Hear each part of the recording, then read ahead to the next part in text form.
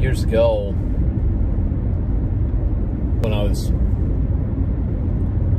almost the age of 30, I had been discovering things about the religious organization I grew up in called Jehovah's Witnesses, and I was discovering that there were so many lies that were being told to us. It was overwhelming and shocking, and you know, I didn't really know what to do, you know, about this. And when I shared my discoveries with others, you can imagine what that did. If you've never been a Jehovah's Witness, they automatically look at you like, oh no, you're the devil himself. You're an apostate, they call you. You're not going along with everything that our religious leaders teach us. You're questioning them. You're not even allowed to question anything. So here I was, and labeled an apostate. Anyway, I was married, and I was not the best of husbands. Oh, I had my faults, believe me. One day I found myself in quite the predicament. Kind of like if you ever read the story of Joseph and Potiphar's wife. I was in the back of this hair salon I was working at. It was kind of a day spa. Honestly, it was a day spa. We had hairstylists and massage therapists and people that did facials and waxing and all these different things. And this girl that was brand new, she had something in common with me. She was raised Jehovah's Witness. And I was in the back of the salon. We had a little room that we mixed our chemicals and stuff in, and I was back there cleaning out, you know, some of these color bowls. When you put color in people's hair, I was cleaning out a color bowl and washing it out. She had come back there, and she says, "Hey, I heard about you." I'm like, "Oh yeah?" And I turned around, and I don't know this girl. She had just started. I didn't even get a chance to meet her yet. And she walked up to me, and right away tries to get physical. And it happened so fast and took me off guard. And I'm not even making excuses. I'm just telling you exactly how it happened. And before you know it, something happened. Now, we didn't go hide in a room and you know, have sex the way you would think, but it was more like, do you remember the president of the United States years ago that got involved with that young intern, I think she was? And he says he never had sex with that woman, but he did something else, and he was trying to pretend that he had no clue that that was sexual. And come on. And that had happened to me, and it happened so fast, and my mind was saying, run like Joseph, when Potiphar's wife was going after him. He ran. And I heard that all my life, you know. If a girl ever tries to touch you, you run. And boy, my mind was saying run, but I didn't run. It happened. I felt disgusting afterward. Now, as a sinner, I had officially cheated on my wife, and I went to our elders, and I had reported the wrongdoing that I had been involved in. And of course, I got in trouble for that. And telling my wife was even more difficult than telling the elders of the Jehovah's Witnesses. So I felt that she had the right to divorce me, of course. And as much as it hurt her, she didn't divorce me. But come to find out, not too long afterward, that my wife was actually having an affair on me. And it had been going on for 9 months, and I had no clue. So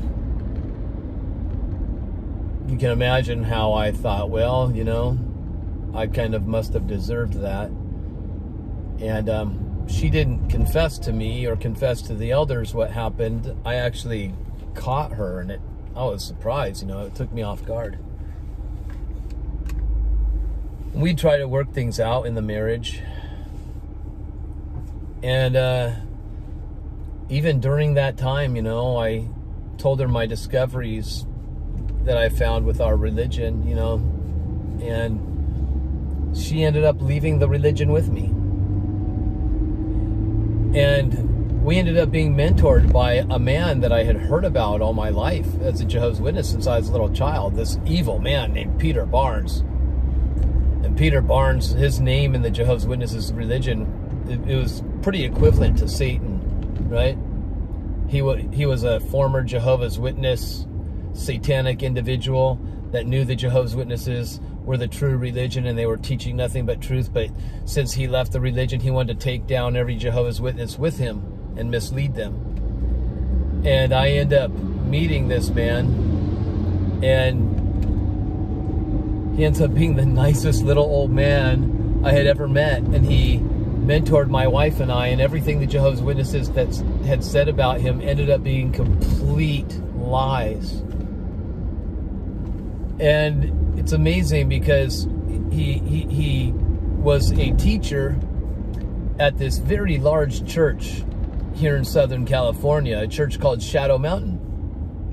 And he told me he teaches at that church. And I'm like, you know what's funny about that, dude? I said, I know the guy that's the senior pastor of the church. I said, his name's David Jeremiah. He says, you know David Jeremiah? I'm like, well, I've been his hairstylist for years. I said, but I had no clue. As a Jehovah's Witness, I had no clue who this guy is.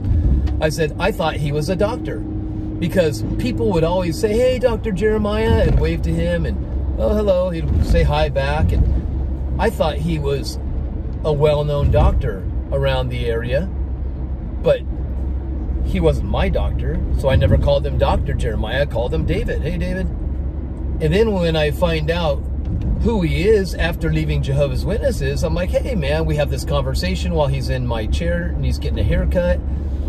And I told him my story, and he's like, wow. So him and his wife and family, they all became friends of mine.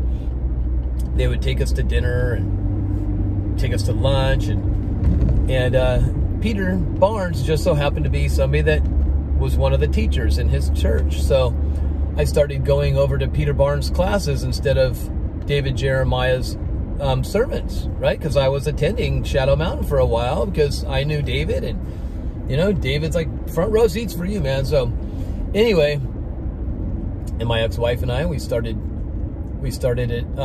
going to Peter Barnes's classes together. And before you know it, Peter Barnes introduces us to another married couple who were former Mormons, and they had left the Mormon church, and now they had started a counter cult ministry with David, and they had a monthly newsletter. David and this couple, they had a monthly newsletter that went out to all the church, that many of the church members, I was assuming, were reading these monthly newsletters. And many of those church members also knew my wife and I very well.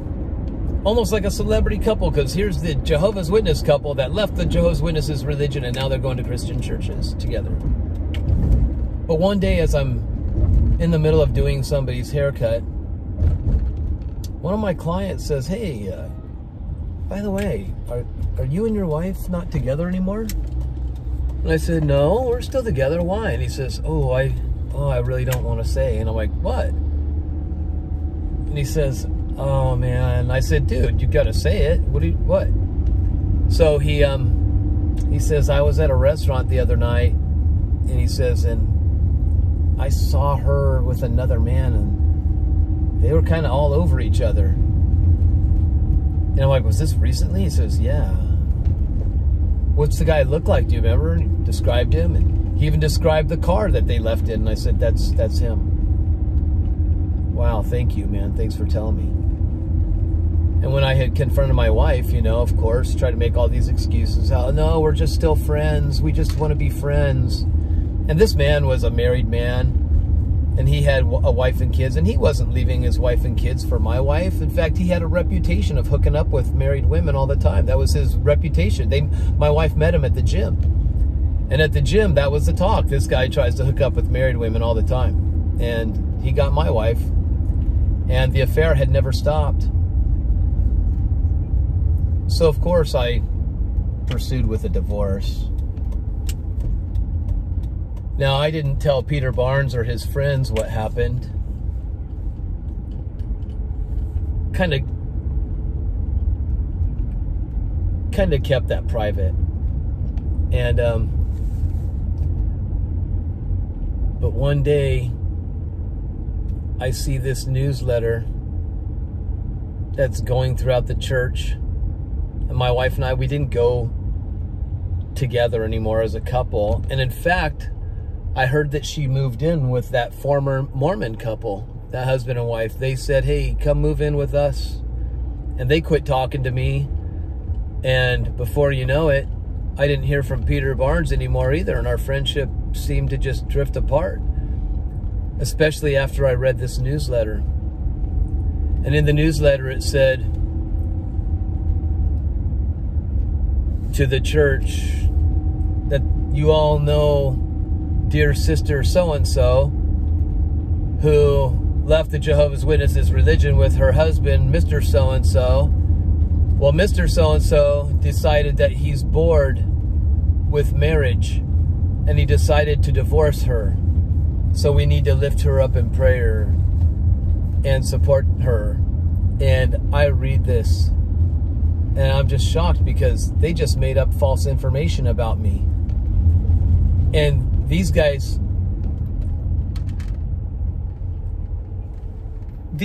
accuse the Jehovah's Witnesses leaders of falsifying information all the time.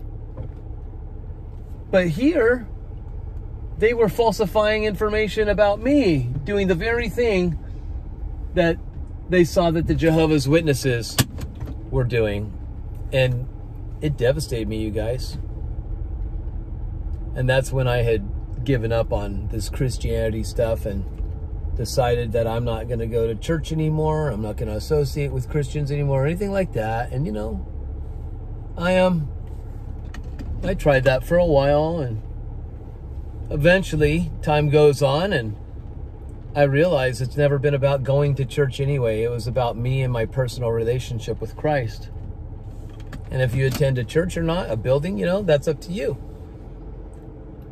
And if you're surrounded by people that build you up and you build them up, that's awesome. And that's exactly what the scriptures say to do. But for some people, you know, they get devastated and they don't know what to do. And they kind of turn their backs on everything because they were let down. And I was one of those guys that was let down. But I'm not here to tell you guys. It's going to happen. Jesus said it. I'm not saying every Christian's going to let you down and all that. But if and when they do, don't be surprised and don't stumble away from your personal relationship with Christ. Because sometimes when people turn their back on you and you think it's devastating and that's the end of everything, little do you know that that just may be your launching pad. Your launching pad. And when you develop something that's personal with Christ, it doesn't matter who says what against you or whatever. It hurts, I know. It's real, I know. But let me tell you, there's nothing like having a personal relationship, knowing that everybody can turn their backs on you. They can divorce you, you can divorce them, you might break up, but Jesus will never do that to you. People do it, but he never does, because his love never fails. Now, our love never fails, but it's the way that we use it, you know? The failure is how we use what we have been given, what we have. How do we use what we have? It's not love that fails, but it's our use of what we've got that fails. Do you understand? But that's why it's so important to not rely on people and not worry about what they're saying behind your back, what they're saying in front of everybody and exposing you. Listen, it's gonna get cuckoo and crazy, and Jesus said so. So what do? You trust in him, you rely on him, you get close and personal with him, and then no matter what people say, who comes against you, anything, you don't have to stay a victim, you don't have to be a victim, you don't have to drown in your sorrows, you can rise above it, and that just might be what was intended to tear you down just might be your launching pad that just accelerates you. You understand? I love you guys. I hope my story's been a blessing to you. By the way, I have forgiven my wife. Years ago, she had contacted me. I can't remember the year, but I got a random phone call from a random number that I didn't even recognize, and it was her. And we had a nice conversation. And she was happily remarried and had children and all this stuff, and I was so happy for her, and we made peace, and that was so great. You know, and we haven't spoken since, but, you know, she's a married woman. You let them go. But it was nice. It was nice to hear from her, and we made peace together, and that was great. So unfortunately, that doesn't happen all the time. I'll make a video about that real soon. But anyway, I hope this message has blessed you. Love you guys. God bless you. And I'll see you all next time.